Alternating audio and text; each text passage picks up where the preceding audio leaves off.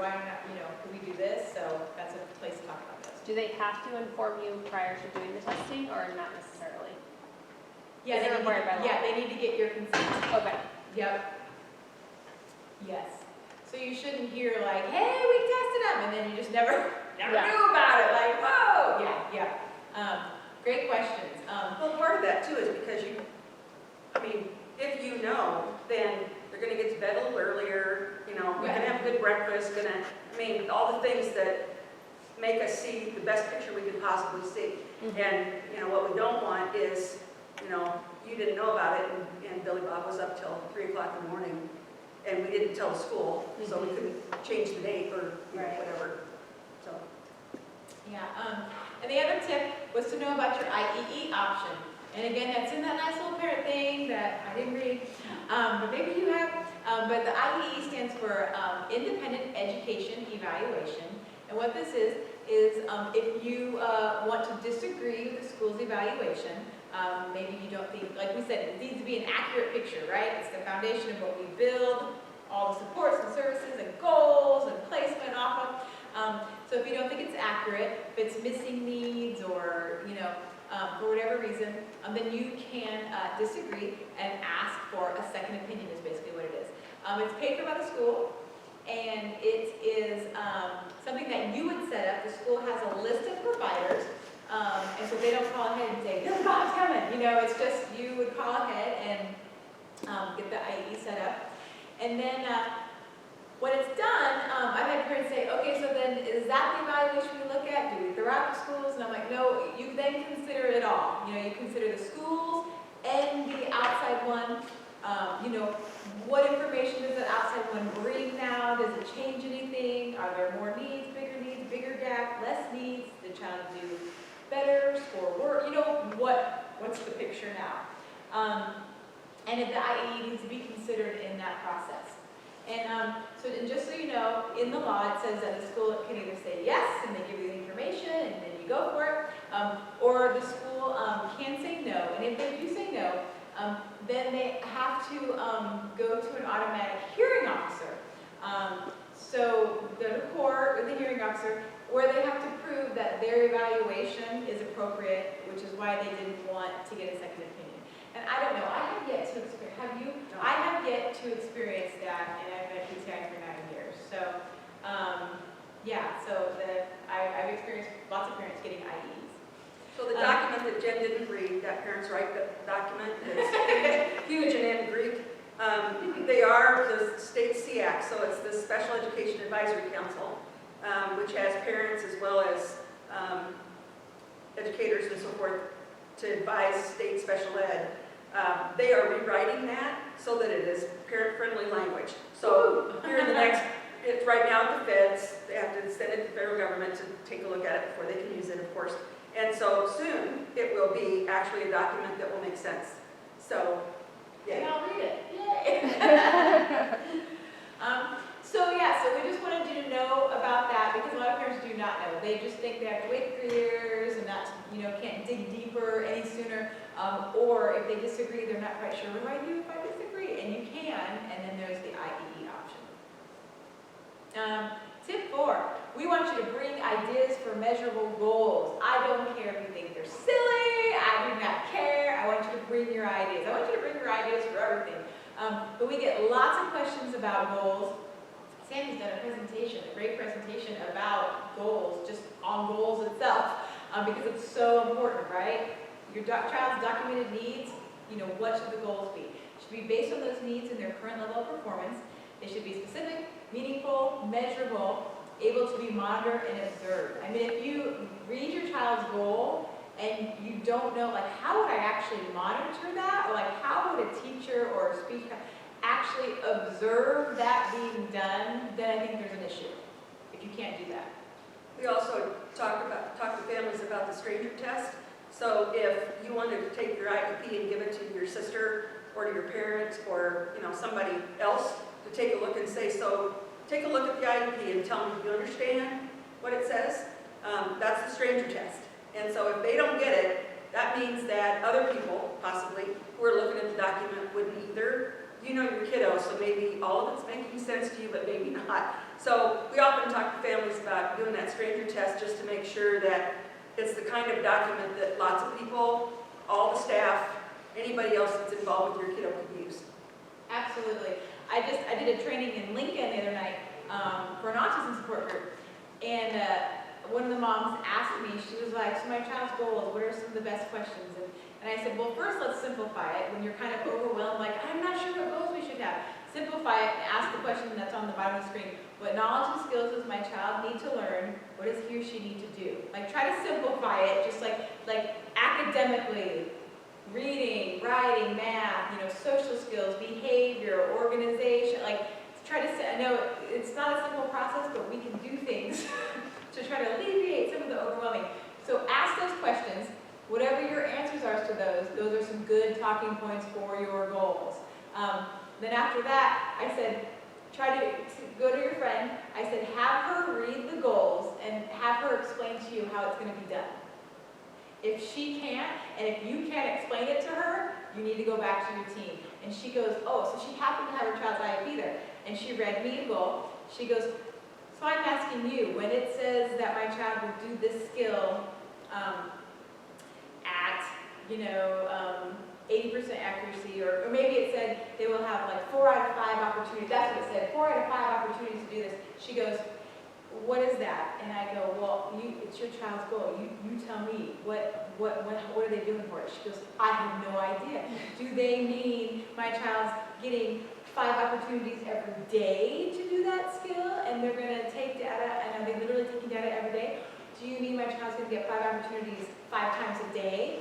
You know what I mean? Or once in the morning, she goes, or are they working on this skill throughout the month, but then 5 of those times they're doing it, that's when they'll take data, because it's sporadic, and it should be, and I was just like, those are very good questions, and I can't answer that. I mean, you need to go back to your team and say, hey, so I have no idea what this is. How often are you working on it? When are you taking the data? What is this 4 out of 5? Daily, weekly, what? And she was like, okay, so I had that same question about all my goals. And I was like, that's okay. That's the beauty. I said, so I go, should I call you in a week and see if you could explain it to me then? And she was like, yeah, actually, yeah, that would be great, because if I can't, and I was like, yeah, you should be able to. And I will admit, there was a time that I could not explain my sons. I thought I knew what they were doing, and then I didn't. I was like, he was supposed to do something 8 out of 10 opportunities, and I was like, so that's in a month, right? Or is that weekly? And the teacher looked at me and she was like, no, that's daily. I go, what? You're working on those? She was like, have you not seen our IEP skills target list? And I was like, I didn't even know you had one. Because my son, with his severe disabilities, very functional IEP, lots of just functional skills, that big umbrella of skills I mentioned to you, so tons of communication and social and beginning literature to see if he can sequence things, and beginning letters to see if he can, we're trying to work on his name, that'd be awesome, trying to work on mom, woo, things like that. And then, so they were like, didn't we share that too? And so they gave me this list, and it had 13 things that they're doing every day. And then if they didn't get through it, they had to say why. Like, did he have some behaviors or some sensory issues? What was going on? Is there a way we can make that up the next day? And I was just like, I had no idea. They're like, well, we thought we told you. No. I mean, no, when, where, why? So I love the stranger test. Love it. And I think you could get some of your questions answered about that. 5, ask open-ended questions. So we help parents ask lots of questions. We love open-ended. We often say, try to stay away from yes or no. Because yes or no get you yes, and that, woohoo, yay. But then it could get you no. And a lot of parents aren't asking, well, then why? If you hear a no, you should ask why. Is it based on the law or a policy? Could I have a copy of that? I think someone was talking about, yeah, that was a great question. Can I have a copy of what you're saying? A great question is, can I have a copy of the data or documentation that you used in that decision-making process? I'd like to review it. I mean, those are great open-ended questions. Here's three. I did a training years ago, and it was a teacher in Aurora, and I had talked about open-ended questions, and after, she came and said, yeah, she goes, our problem is that some parents, she said, just come to the meeting and have no questions. She goes, I don't know if they're scared or intimidated, or if they don't like us, or what. She goes, and they asked her in the meeting, do you have any questions about this? And nothing, just, and I get it. I think teachers in the last session were like, yeah, we have some parents who are very just in it, hands-on, and asking questions, and we have some that don't ask any, and you're not quite sure why. So what she said is, if they get to a point where the parents are not asking questions at all, which she's like, I would be amazed if a parent didn't have a question. Not anything to do with they didn't understand the IEP, but like questions like, hey, could we try this? What does this look like? I have an idea. Can we discuss this? Like I know they have ideas and thoughts and feelings, and they're not saying any of it. So she said they come prepared and they ask these three questions about what they know that the parent's priority concerns are. So they'll ask the parent, if your priority concerns are reading and writing and this social skill that's going on in the classroom, they'll say, okay, so what are we currently doing in terms of accommodations, interventions, strategies to address this reading need? Great comment. That's a great open-ended question, because then you get everybody like, oh, we can find some stuff out. You can ask for an example.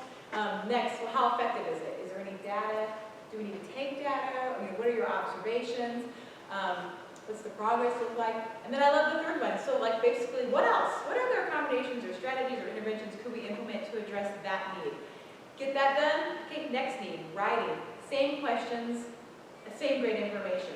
I've had parents say, so we share this with parents all the time. I think it's in every one of my presentations, I think. And I've had parents say, your three magic questions, which makes me laugh because they're not magic, but your three magic questions opened up the conversation. We actually started problem solving. We actually had someone on the team go, I didn't even know that our child was receiving that support. How does that work? Can we see it? And so we like to share those. There's lots of different questions that you could ask. So whatever you're comfortable with, but, and we'll go over a few others, but this is just kind of one simple format that you could ask about all your main needs. Especially if you really, truly I don't know if I could explain all my child's supports, what they're actually doing. This is a great way to get that explanation.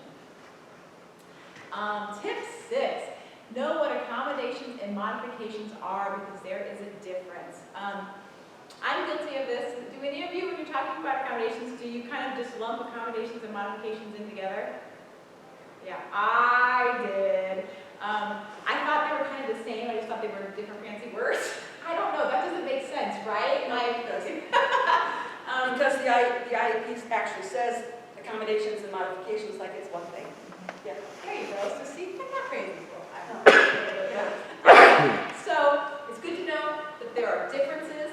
Accommodations level the playing field, kind of use a sports analogy. They help a student learn the same material, but in a different way. I cite the NDE accommodations guidelines. The state has a great guideline. You guys got 8 pages of it. It's 20 pages long. I gave you guys what I thought was some important pieces of it, but it's on the state's website. It's another great kind of question-asking document. The state, they divide up accommodations into 3 areas. Presentation, so how the material is presented to your student. Response, so how your student can respond. And this is in that handout I gave you. And then setting, timing, scheduling.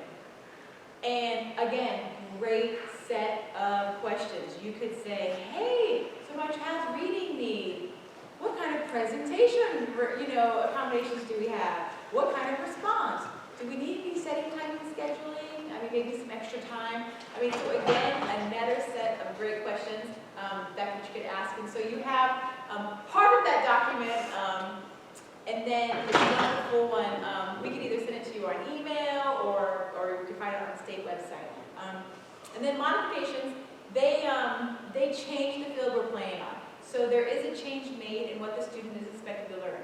So with accommodations, the student's learning the same thing as everyone else, but they can be doing it in a different way. But in modifications, they are learning something different. And Sandy has told me that she'll talk to parents of high schoolers, and she has parents who find out in high school that their child had a modified curriculum, that they didn't actually know, or their child had pieces of a modified curriculum, like maybe reading and math were modified, but science and history weren't, and they didn't realize it till, like high school. And so we really want parents to know those differences, know that there are two different things, and that what is your child getting? It's really important to know that. Does that make sense? Awesome. Everybody awake? Everybody's like, I'm so tired. It's like so dark outside too. I do not like how dark it gets so early. Okay, 7, assistive technology. So Sandy and I, we both love assistive technology. I love it personally because my son has 0 words. He's completely nonverbal. So his communication device is his voice. But I love it professionally because we have seen firsthand how great assistive technology can be for kiddos out there. So a lot of parents do not know that you can ask for a consultation. It's not called an evaluation, it's called a consultation to have your child assessed in different areas of concern to see if any types of assistive technology would benefit your child. And so here are different areas. You have reading, math, handwriting, spelling, written expression. You can see them all there. And actually, there's more, too. There's a few more on the state document. And so that could be a great thing. So it's just kind of an option that a lot of parents don't know about. And then I think it's really important to ask for examples. Ask your teen, what are some high-tech examples? What are some low-tech examples of assistive technology? And we did give you one sheet, I think it's blue, and it does list a bunch of different assistive technology supports, and we have more. Like I said earlier, we're kind of information pushers, and so we do have more that we could give you. You just need to let us know. I didn't bring it, but I do have a good document that specifically just has AT stuff for reading, writing, math, and organizational skills. So if anybody wants any more assistive technology information, we can give that to you. And I think that another huge positive is it's a win for your child, but it's a win for the teacher too. Like we've seen things just really work really well when the assistive technology really helps that child access their education and helps them be successful. Hey there. So, like, in assistive technology, things like, I knew she'd want to say her name because I told them that we both love it. yes, things like, if your child's really struggling with, being able to come home and explain to you a math process or what the teacher said in science or whatever, especially for kids that are a little older, 3rd grade on up. There's an item called a LifeScribe pen, and if you've never heard of it, it's a pen, and the kids write on paper with it, but at the same time it records everything. So with it could record what's being said in the classroom, and then on the special paper, that's weird, but you can put your pen down on that space in the book, or in the notebook, and rather than going all the way back and having to find the spot, it actually takes you directly to it. I mean, it's amazing. Keep that in mind for as your kids get older, especially note-taking, that kind of thing. It's a great item. My grandson used it. Oh, I don't know if I knew that. Yep. Fantastic. I had a few parents who said that they used it. One, Used it in college, actually, too. yeah, Used to take it. and one mom said it was life-changing for her child just because of just reading, some reading issues, note-taking, executive functioning, organizational issues, so it can really help. Yeah, so make sure you have that conversation. Related services, so please discuss the related services. There are 16 different services that are available based on a student's need, and you guys have the document. It might be blue, but all the related services are on there. And really, ask about the benefits of those related services. And I am going to grab them really quick because I don't want to get the numbering wrong. So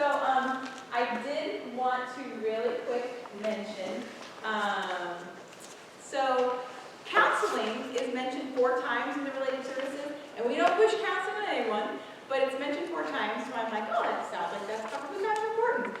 And this could be, of course, counseling for your student, you know, but it also could be some counseling for the parent. So a lot of parents do not know about number 8. It says parent counseling and training. And it says assisting parents in understanding the special needs of their child, providing parents with information about child development. It's that 3rd one that I've had a few parents talk to the school about and actually get from the school and had a great experience. Number 3 is helping parents to acquire the necessary skills that will allow them to support the implementation of their child's IEP or IFSP.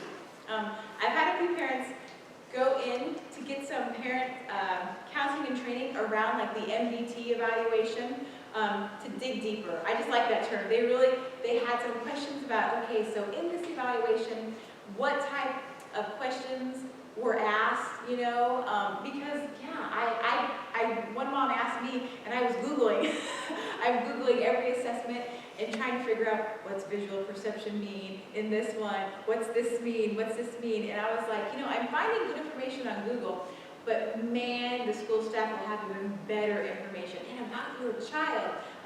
So I've had 2 parents do number 8 in regards to trying to get more information about that MDT and how it applies to the IEP. And it was great. They both said it was a great experience. They found out something maybe they didn't know before, so it was wonderful. And the other one is number 11, and number 11 says recreation. And it mentions doing a leisure function assessment, talking about, you know, different recreational services and programs, and leisure education.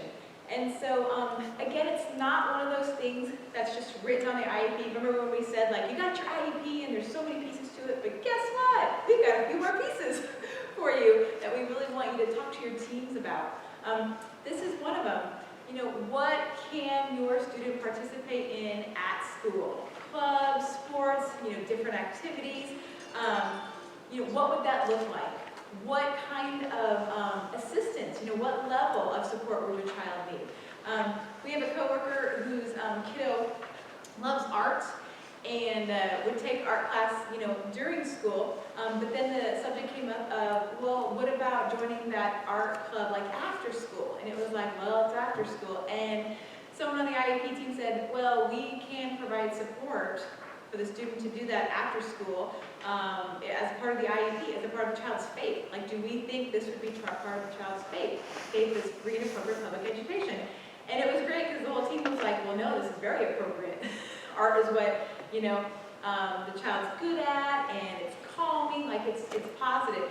And so I'll never forget our coworker saying, like, so she's going to get support so she could join, you know, an art club, a club at school, and they also provided later transportation to get her home because of it. And so it was amazing. And the extra support was because she had some behaviors. Yes. And the, you know, was a question mark as to whether she could handle the whole time, et cetera, et cetera. And so, you know, she had supports with her. Yeah, it was, and I was just like, oh, but again, like, if you don't read this, how do you know, right? Remember, I don't know, and that you guys mentioned, or what questions to ask. She didn't know to ask about this, like, oh, I can ask about recreational type things and leisure education and what that would look like for my child. So we encourage you to ask in your meetings, like, hey, let's talk about that, and do it early, right? My son's in high school, and he's doing one of his first high school-based activities. I should have pushed sooner. Absolutely. Now, I've had him in a lot of stuff outside of school, but school-wise, I should have asked. So don't be me. No. Well, and then you wind up, you know, because they put club pictures in the annual. They have, I mean, you know, it's the stuff that every other kiddo does. So why wouldn't your kids participate in whatever's available? And, you know, a lot of times we've had, and I know Jen has personal experience, but we've had families who, the kiddo, they actually made up a group activity or a club activity for the kiddo, and it wound up being something that lots of kids wanted to do, and it became this kind of overall club for not just him, but others. And so, you know, It's hard telling what will happen when you ask the questions. Absolutely.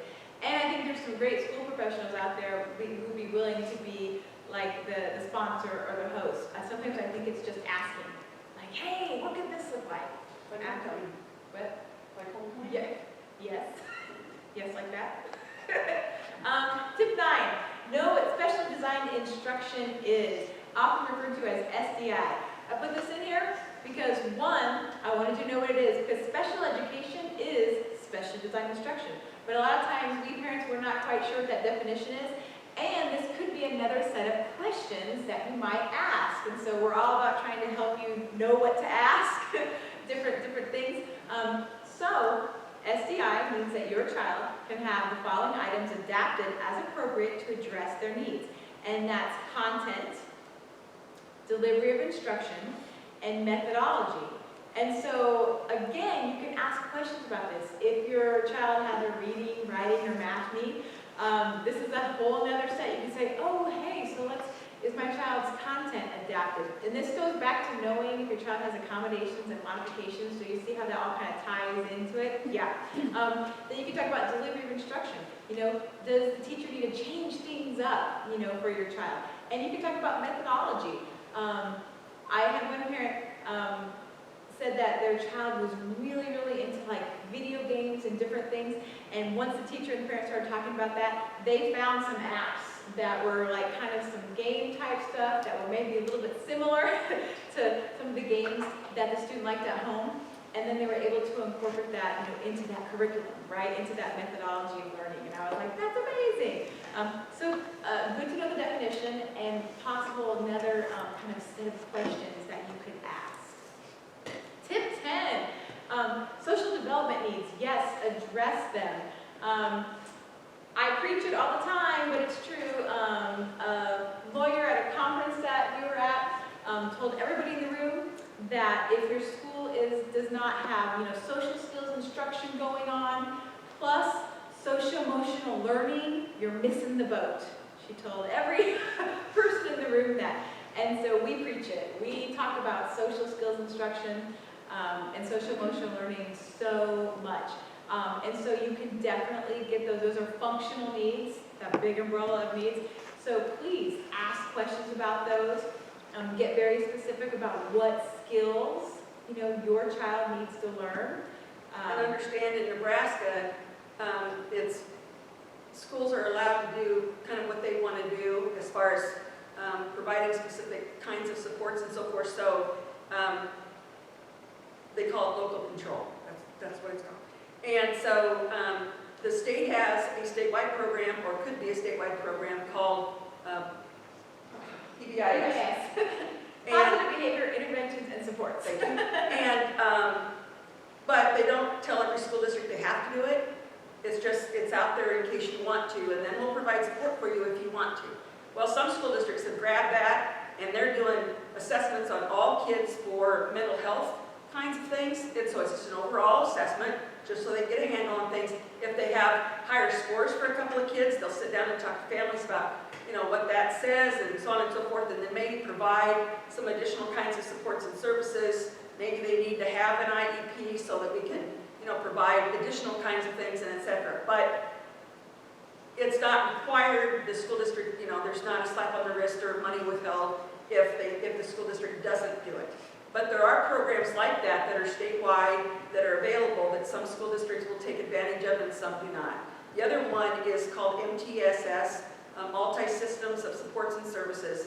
And that's I think a lot of schools are doing assessments on reading, so they'll assess 3 times a year, even starting at like first grade. They'll start assessing kids and finding out what their reading scores are, and then you do, depending on the scores, then you do additional supports. And there's 3-tiered level. If you've heard any of that, it's probably something that your school district's doing. So there are a variety of supports out there, but it depends upon whether the school district wants to take advantage of those or not. So just so you know they're there, and if you want to know more about any of that stuff, you know, just give us a holler.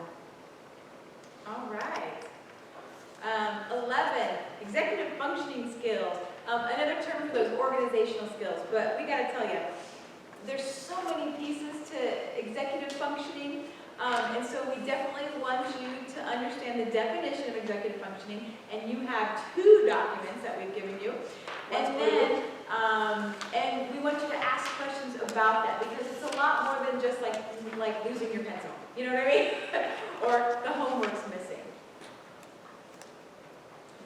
Okay, so the one document is in blue, and it's just an explanation of what executive functioning is, and gives you some examples and so forth.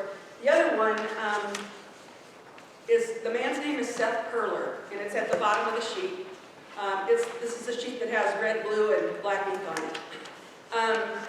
Anyway, he does it every Sunday night. He puts a video out on YouTube.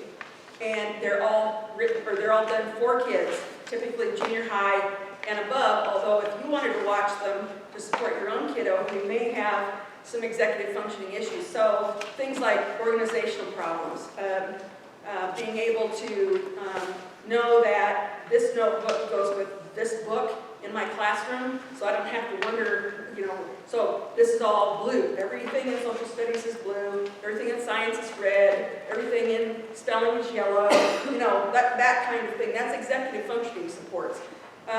Seth he had EF issues as a child and still does as an adult. And so he's turned that into his livelihood. He supports kids.